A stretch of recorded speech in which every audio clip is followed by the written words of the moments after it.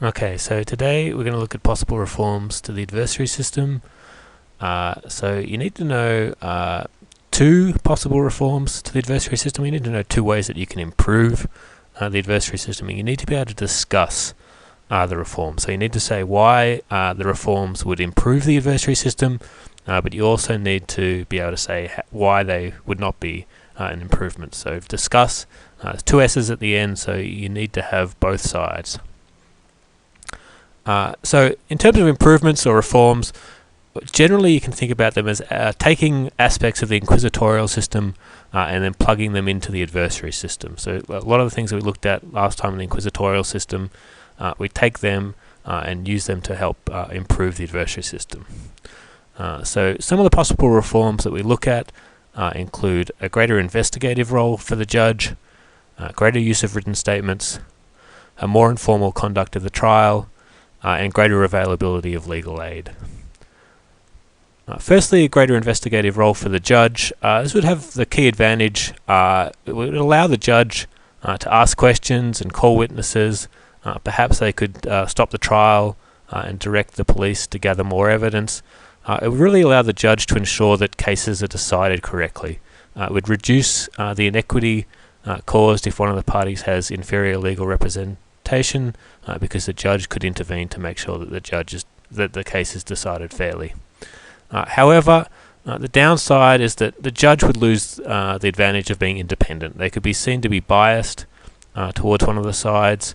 They'd really lose that key advantage of being fair and unbiased.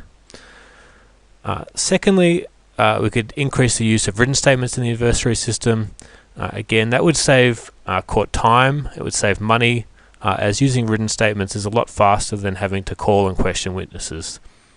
So for instance, medical evidence could be submitted in written documents rather than having to call a medical expert in to testify. However, that would mean that you wouldn't allow cross-examination to test the strength of the evidence.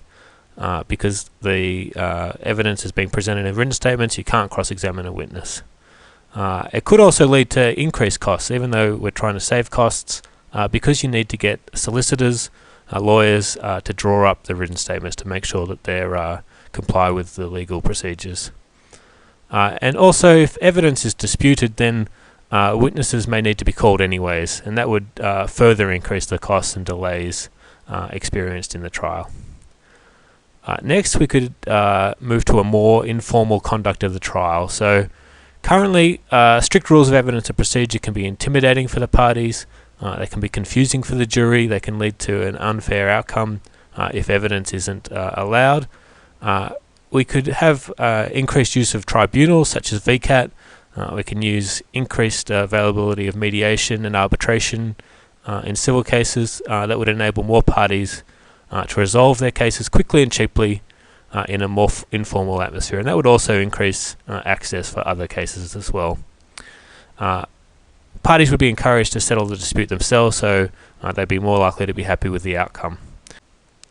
However, informal conduct can lead to an unfair result, particularly if one of the parties is intimidating to the other, or a lot of disputes just aren't suitable for more informal conduct. And the rules of evidence and procedure that we have in place currently are there to protect the parties, and they help achieve a fair outcome by ensuring that both parties have an equal chance to present their case. Finally, the greater availability of legal aid is a possible reform. We know that parties are likely to be disadvantaged without legal representation, or if their lawyer is inferior to the other parties because they can't afford as good a lawyer. Currently, parties with limited financial means are entitled to legal aid. However, we could increase that. We could increase the availability of legal aid, and that would allow more people to be represented adequately. It's important that if you're going to use legal aid as a possible reform, that you say greater availability of legal aid is your reform. If you just say legal aid, generally you won't be marked correctly because legal aid has been around for over 100 years. So you must say greater availability of legal aid. However, the downside to increasing legal aid, well, currently it is limited. Cases that are unlikely to succeed are rejected. There's little or no funding for civil cases, but fundamentally, if you increase the availability of legal aid, really that means that you're increasing the burden on the taxpayer. So that's the downside of legal aid. And that's it. 4 possible reforms to the adversary system: greater investigative role for the judge, greater use of written statements, and more informal conduct of the trial, and greater availability of legal aid.